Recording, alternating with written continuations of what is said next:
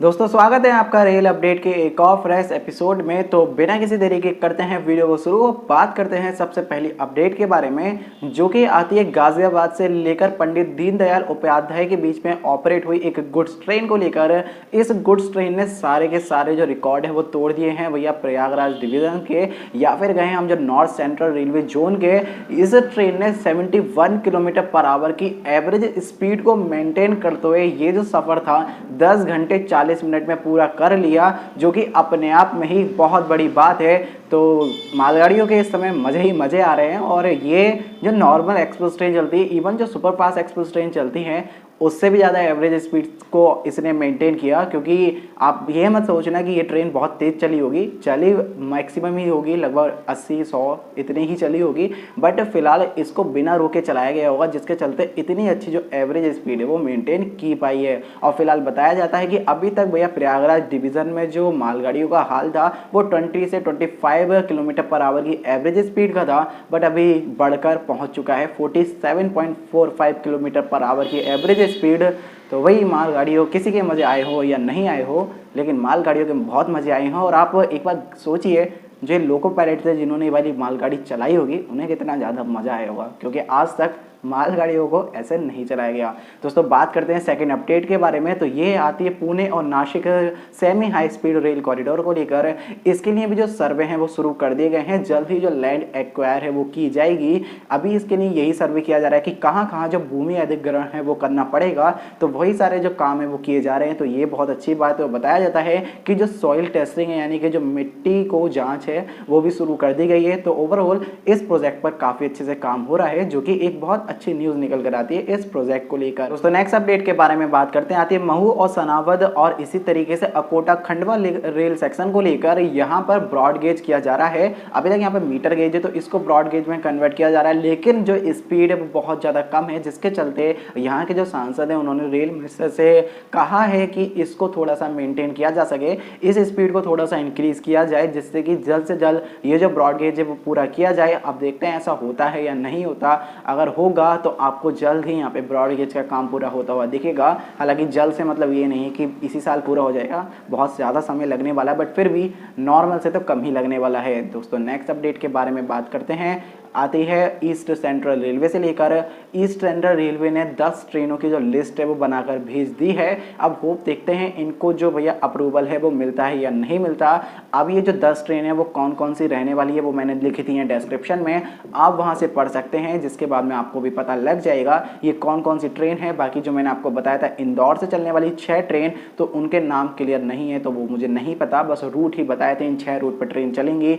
और इसी तरीके से जो मैंने और बात की थी उनके बारे में बस रूट ही बताए गए, यहाँ बताने चलाए जाने की बात हो रही है, ट्रेनों के नाम नहीं थे, बट इस बार ट्रेनों के नाम है वो मैंने डिस्क्रिप्शन में लिख दिए हैं, आप वहाँ से जरूर चेक कर लें। दोस्तों नेक्स्ट अपडेट के बारे में बात करते हैं। आती है बेंगलुरु जीआरपी को लेकर। बेंगलुरु जीआरपी ने एक रैकेट को पकड़ा है, और ये जो रैकेट था ये फ्रॉड तरीके से रेलवेज में जॉब दिला रहे थे, और बेसिकली ग्रुप सी और ग्रुप डी की जो वैकेंसीज थी उनको फिल करने के लिए लोगों से करोड़ों रुपए ले रहे थे। अब ये किस तरीके का ग्लिच था हमारे रेलवे में, जिसके चलते जो जॉब थी वो भी रियलिटी में लग रही थी, बट फिलहाल इस तरीके के जो मास्टरमाइंड थे उनको पकड़ लिया गया है, और इसके अलावा उनके साथ 4 लोगों को और पकड़ा गया है। तो फिलहाल ये गिरफ्त में आ चुके हैं, जो कि बहुत अच्छी बात है उन सभी लोगों के लिए जो लोग बहुत ज़्यादा मेहनत करते हैं एग्ज़ाम के लिए, उसके बाद में एकदम ईमानदारी से अपना एग्ज़ाम देते हैं और बाद में सिलेक्शन भी ले लेते हैं। तो ये सब उन्हीं की एक किस्म से हम कह सकते हैं जीत है।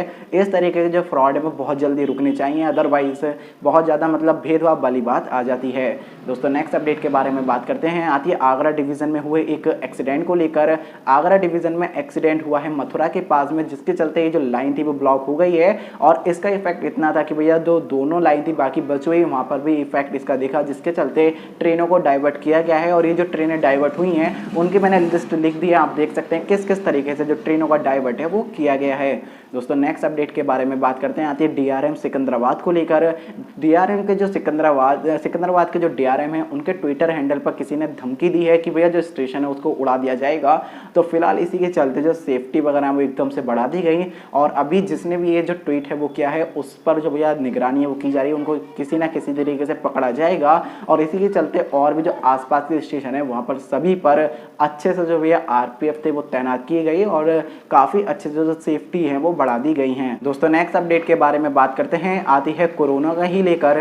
जैसे कि हम जानते हैं कोरोना चल रहा है और उसी के चलते अभी आप एसी क्लास में जब ट्रैवल करते हैं तो आपको ब्लैंकेट नहीं मिल रहा है। तो अभी अपडेट ये निकल कर आती है कि जब कोरोना चला जाएगा यानी कि जब कोरोना खत्म हो जाएगा उसके बाद में भी आपको ना ही पिलो दी जाएगी ना ही ब्लैंकेट, यानी कि ये जो चीज़ है जिस तरीके से खत्म कर दी गई तो ये खत्म ही रहेगी, इसको वापस नहीं लाया जाएगा क्योंकि इससे रेलवेज को बहुत ज़्यादा फायदा हो रहा है। रेलवेज को काफ़ी ज़्यादा जो प्रॉफिट है हुआ है, पैसे बचे हैं, तो उसी के चलते हो सकता है इस चीज़ को कंटिन्यू रखा जाए। बाकी आपका क्या है विचार इसके बारे में मुझे ज़रूर कमेंट में बताना। दोस्तों नेक्स्ट अपडेट के बारे में बात करते हैं, आती है बरेली और चंदौसी रेलवे ट्रैक को लेकर। यहाँ पर मैंने आपको कल अपडेट में ही बताया था डबलिंग के सर्वे हो रहे हैं, साथ ही साथ इलेक्ट्रिफिकेशन भी लगभग कंप्लीट है। तो उसी के चलते अपडेट है 15 सितंबर के बाद में यहाँ पर जो सीआरएस इंस्पेक्शन है वो लिए जाएंगे। तो ये बहुत अच्छी न्यूज़ है क्योंकि मात्र 15 दिन की बात है, 15 दिन के बाद में यहाँ पर हमें सीआरएस के द्वारा इंस्पेक्शन देखने को मिल जाएंगे। आई थिंक मुझे लगता है 15 से 25 के बीच में कभी भी हो जाएंगे और अगर ऐसा होता है तो बहुत ज़्यादा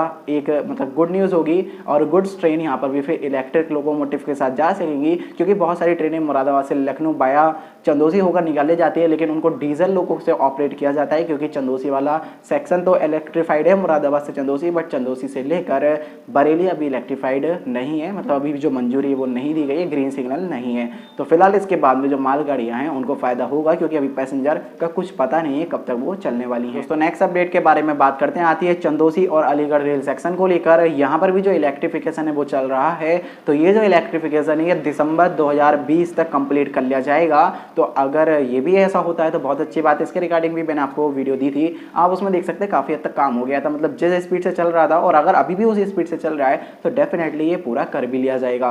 दोस्तों नेक्स्ट अपडेट के बारे में बात करते हैं दिल्ली मुंबई रेल ट्रैक को लेकर। यहाँ पर भैया जो काफ़ी ज़्यादा बारिश हो गई जिसके चलते ट्रैक पर पानी आ गया, तो यहाँ पर भी जो ट्रेनों का संचालन था वो बाधित रहा है जिसके चलते ट्रेनों का ऑपरेशन नॉर्मल नहीं हो पाया है। और यहाँ पर होशंगाबाद में तो काफ़ी ज़्यादा हालत ख़राब हो गई जिसके चलते मिलिट्री को भी बुलाना पड़ा और मिलिट्री की हेल्प ली गई है, तब जाके जो पैसेंजर्स हैं उनको बचाया जा सका है, मतलब ट्रेन से निकाला जा चुका है।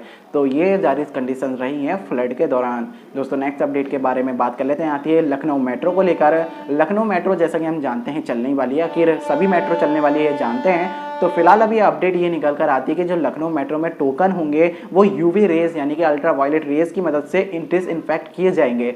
तो अगर ऐसा हो पाता है तो डेफिनेटली आपको दिल्ली मेट्रो में भी ऐसा कुछ देखने को मिलेगा क्योंकि टोकन सिस्टम से क्या रहता है कि कोई भी इंसान ट्रेवल कर पाता है, अदरवाइज स्मार्ट कार्ड सब यूज़ नहीं कर पाते, मतलब उसको पहले बनवाना पड़ता है, फिर मतलब बहुत सारे झंझट होते हैं। तो उस झंझट को बचने के लिए और अगर बाई चांस आपको एक ही बार ट्रेवल करना, आप एक ही बार गए और उसके बाद में आपका फिर क्या काम स्मार्ट कार्ड का, तो बहुत सारे रीजन होते हैं जिसकी वजह से स्मार्ट कार्ड नहीं बन पाते।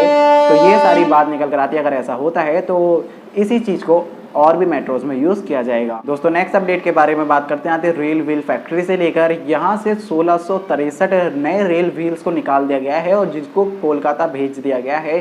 तो ये भी काफ़ी अच्छी बात है भैया, जो काम है फैक्ट्रियों में काफ़ी तेज़ी से चल रहे हैं। अभी जो व्हील्स है वो आगे यूज़ किए जा सकेंगे जो वैगन्स हैं उनको बनाने में। दोस्तों नेक्स्ट अपडेट के बारे में बात करते हैं, नई दिल्ली रेलवे स्टेशन से लेकर। नई दिल्ली रेलवे स्टेशन का हम जानते हैं रीडेवलपमेंट होना है, तो उसी के चलते अभी कुछ इमेजेस दिखाई गई हैं जो कि एक मतलब वर्चुअल इमेज है। आपको कुछ इस तरीके का देखने को मिल जाएगा आने वाले समय में, कुछ इसी तरीके का जो मॉडल है वो रहने वाला न्यू दिल्ली रेलवे स्टेशन का। तो ये भी काफ़ी अच्छी बात है कि भैया जो नई दिल्ली है वो नई दिल्ली से कुछ अलग ही देखने को हमें मिल ही जाएगा।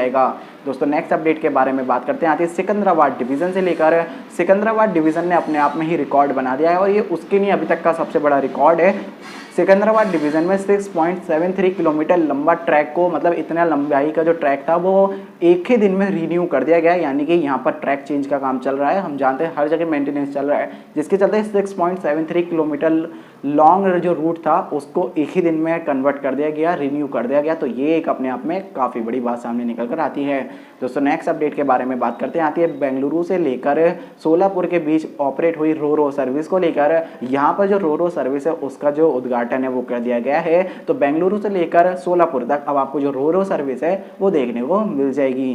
दोस्तों आज की जो फाइनल अपडेट है उसके बारे में भी बात कर लेते हैं। आती है Dehradun railway station and also from Yesvantpur railway station. तो इन दोनों ही रेलवे स्टेशन पर आपको देखने को मिल जाएंगे foot operator soap dispenser machine. तो ये भी काफ़ी अच्छी बात है। जो कोरोना वायरस है वो चल रहा है, जिसके चलते आपको अब हाथ लगाने की जरूरत नहीं है, आप अपने पैर की मदद से ही जो साबुन है वो निकाल पाएंगे, उसके बाद में अपने जो हैंड है वो वॉश कर पाएंगे। और हैंड वॉश करना इस समय कितना ज़्यादा जरूरी है ये भी हम अच्छे तरह से जानते हैं। बाकी आप लोग इस समय ट्रैवल कर रहे हैं या नहीं कर रहे ट्रेन में, मुझे जरूर बताना कमेंट सेक्शन में। तो फिलहाल दोस्तों इस वीडियो में इतना ही। उम्मीद है आपको वीडियो पसंद आई होगी। अगर आपको वीडियो पसंद आई तो वीडियो को लाइक कर देना, शेयर कर देना। बाकी अगर आप चैनल पे नए हो तो चैनल को सब्सक्राइब भी कर देना। मिलते हैं आपसे नेक्स्ट वीडियो में, तब तक के लिए bye bye, take care all of you.